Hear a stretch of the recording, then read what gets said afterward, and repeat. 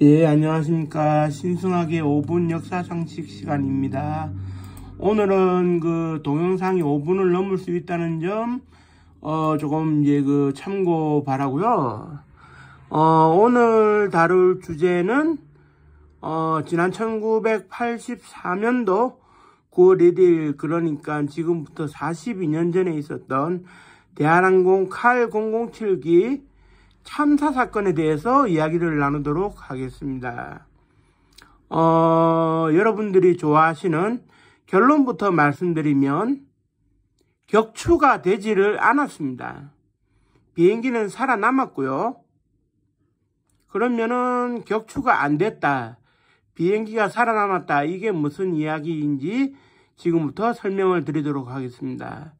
1984년도 8월 31일 날 미국의 뉴욕의 존 F 케네디 공항을 이륙한 대한항공 007기 칼 007기는 승객과 승무원 268명을 태우고 있었어요.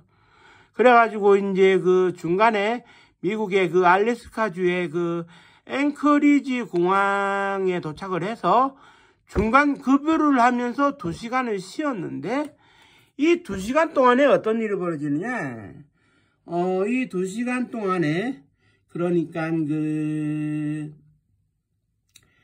앙카리지 공항에서 휴식을 취하고 있던 천병인 기장이 추가로 탑승합니다. 천병인 기장이 추가로 탑승을 하는데, 이때부터 어떻게 되느냐, 기존에 비행기를 몰고 왔던 기장과 부기장은 비행기 내에 그런 승무원들이 이용을 하는 벙커에 들어가서 휴식을 취하게 되고요. 기존에 존 F 케네디 공항에서 타고 오면서 휴식을 취하고 있었던 손동희 부기장이 부기장석에 앉습니다. 그리고 앙카리지에서 추가 탑승한 천병인 기장이 기장석에 앉아가지고 조종관을 몰게 되는데요. 여기서부터 심각한 항로 이탈이 일어납니다. 심각한 항로 이탈이 일어나는데, 간단히 말씀드리겠습니다.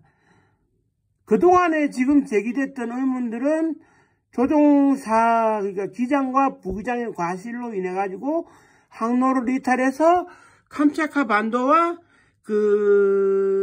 41230으로 넘어갔다, 이렇게 되어지고 있는데, 제가 확인한 바에 따르면 일부러 항로를 이탈해서 캄차카 반도와 그런 41230으로 넘어간 것으로 이렇게 확인이 되고 있습니다. 그러면은 일부러 남의 나라 허락받지 않는 영공으로 넘어간다는 것이 말이 되느냐. 간단하게 말씀드려서 죽음의 항진을 하는 것과 다름이 없는데, 과연 일부러 항로 이탈을 한다는 게 말이 되느냐? 저는 말이 된다고 생각합니다. 일단은 이렇게 보시면 될 것 같은데요. 항로 이탈이라고 하는 것은 비행기에서는 조종사, 그러니까 기장과 부기장이 실수를 하다 보면 얼마든지 일어날 수 있는 일입니다. 얼마든지 일어날 수 있는 일이고, 여기서 중요한 것은 항로 이탈을 했다 하더라도 정상적인 항로로 돌아오기 위한 노력을 하면 얼마든지 돌아올 수 있고, 이 능력은 기장과 부기장에게 있습니다. 그런데 그 당시에 천병인 기장은 항로 이탈을 한 사실을 최소 3번에 걸쳐서는 알았음에도 불구하고 돌아오려는 노력을 안 했어요. 왜 안 했느냐? 일부러 항로를 이탈해서 날아가야 할 이유가 있었기 때문이겠죠. 그러면 그 3가지에 대해서 지금부터 설명을 드리겠습니다. 첫 번째입니다. 항공기는 여객기가 날아갈 때 주요 교신 포인트가 있고, 교신 포인트를 지날 때마다 교신을 해야 됩니다. 우리 비행기 잘 날아가고 있습니다. 그러면은 교신 포인트에서 안녕히 가세요라고 인사를 하는데, 그날 9월 1일 날 밤에 앙카리지를 이륙한 칼 007기가 첫 번째 교신 포인트인 베델에서는 무사히 교신을 했는데, 그 다음 교신 포인트인 리바에서 교신이 안 돼요. 왜냐? 정상거리 밖으로 벗어나 있기 때문에, 그래서 할 수 없이 앙카리지 공항에서 15분 늦게 이륙을 한 바 있는 박용만 기장이 운항하고 있던 화물기 칼 015기를 통해 가지고 간접 교신을 하게 되는데, 이때 박용만 기장은 왜 간접 교신을 하느냐? 정상 교신 범위 내에 있다면 문제가 없을 텐데라고 생각을 합니다. 그리고 두 번째, 항공기 그 기장석 앞에는 수많은 그 계기판이 있는데요. 그 중에 둥그렇게 생긴 레이더 맵이라는 게 있습니다. 이 레이더 맵을 보면 우리 비행기가 지금 육지 위를 날고 있는지 바다 위를 날고 있는지를 확인시켜 줍니다. 그런데 당연히 그 북태평양 상공을 날고 있기 때문에 바다 위를 날고 있다고 표시되어야 할 레이더 맵에서 캄차카 반도와 사할린 상공을 지나가니까 육지 위를 날고 있는 것으로 표시가 되겠죠.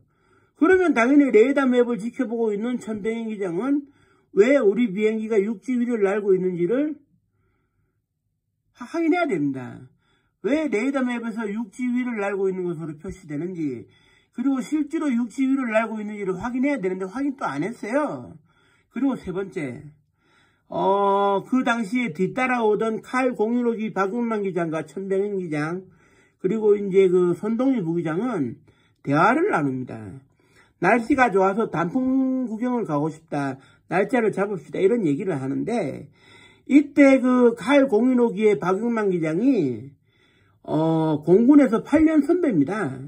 천병인 기장이 35년생이고 박용만 기장이 27년생쯤 되는데, 박용만 기장이 물어봐요. 이봐 천병인 기장, 그쪽 날씨는 어때? 하고 물어봅니다.